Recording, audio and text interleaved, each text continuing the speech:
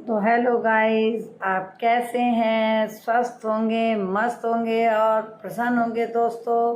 और हम भी प्रसन्न हैं और आप भी प्रसन्न होंगे और रहने भी चाहिए दोस्तों। दोस्तों, नौ दुर्गे हमारे शुरू हो चुके हैं। और शुरू क्या हो चुके हैं, आज चौथा नवरात्रा है। और आप लोग भी अपने घर में पूजा पाठ कर रहे होंगे, नवरात्रे का व्रत रख रहे होंगे। तो आप लोग भी मेरे को कमेंट्स करके बोलिएगा, लिखिएगा कि आप भी नवरात्रे का व्रत रख रहे हैं। तो आज आपने कौन सा नवरात्रे का व्रत रखा है और क्या खाया है, क्या पिया है। और दोस्तों, मेरा भी नवरात्रे का व्रत है और मैंने भी चौथा नवरात्रा रखा है। और मैं भी भगवान की पूजा पाठ में बहुत ध्यान रखती हूँ और मेरा शुरू से ही ध्यान है। मैं छोटे से ही 13-14 साल की उम्र से ही मैं पूजा पाठ व्रत रखती थी। मैं साधन नहीं थे हमारे पास, इतना खाने पीने को भी नहीं था। तो मैं पूरे पूरे दिन एक चौलाई का लड्डू ही खा के रह लेती थी। और दोस्तों, सब समय समय का फेर है।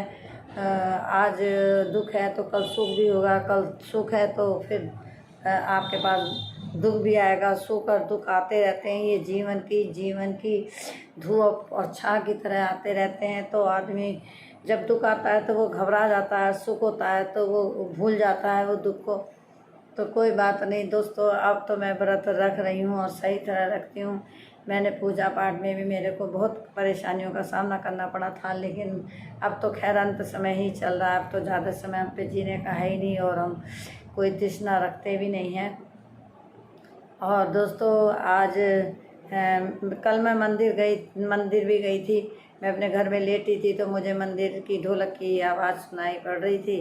तो मुझे नींद भी उस समय आ रही थी। मैंने खैर अपनी नींद त्याग करके मैं मंदिर गई हूँ और मंदिर में कीर्तन हो रहा था और वहाँ पे भजन हो रहे थे। मैंने 1-2 भजन भी गाए हैं और वो मैंने रिकॉर्ड नहीं करे हैं, पर मैंने गाए थे। और फिर मैं गई थी करीब 4 बजे करीब गई थी और 6:30 बजे करीब मैं आई हूँ अपने घर। तो दोस्तों, फिर उसके बाद मैंने व्रत खोला है और मैं पूजा पाठ करी है। दोस्तों, आप लोग भी अपने घर में कैसे व्रत रखते हैं मुझे भी बताना कि आप कहाँ कहाँ से हैं और कहाँ कहाँ ये व्रत रखा जाता है।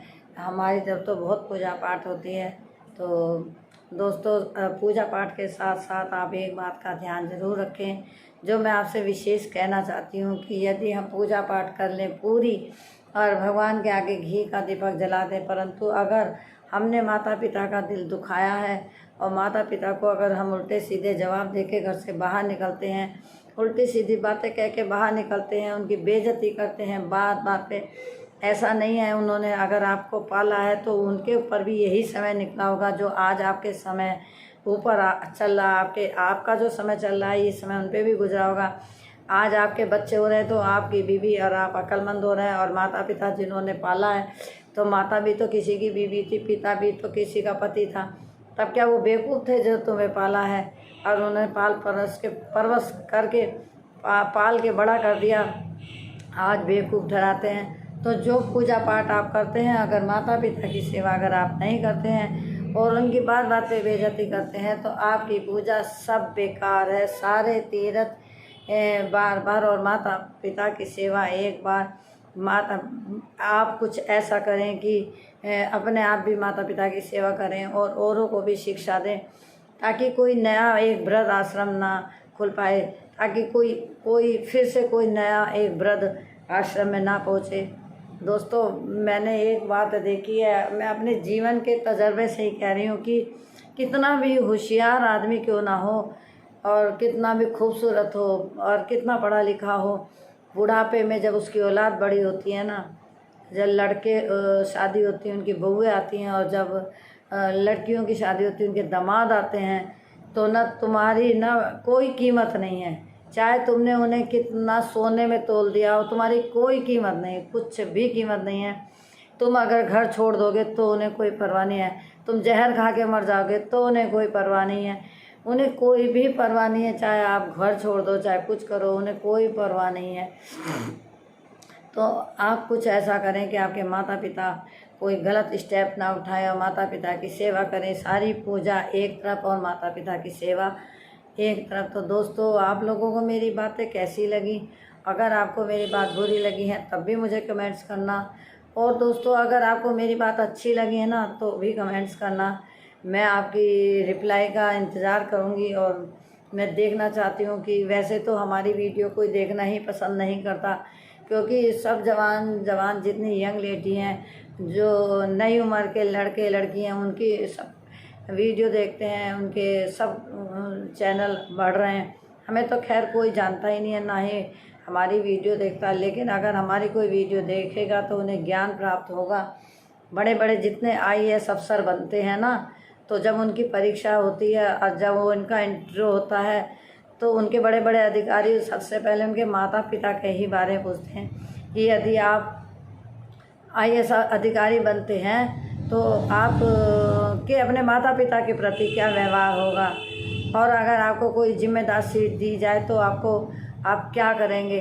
तो दो बातें खास कर से पूछा जाता है कि आप अपना नौकरी में कितना उत्तरदायित्व निभाएंगे और आपका अपने घर के प्रति क्या होगा। सबसे पहले यही क्वेश्चन पूछा जाता है और वहीं आप फेल हो जाते हो।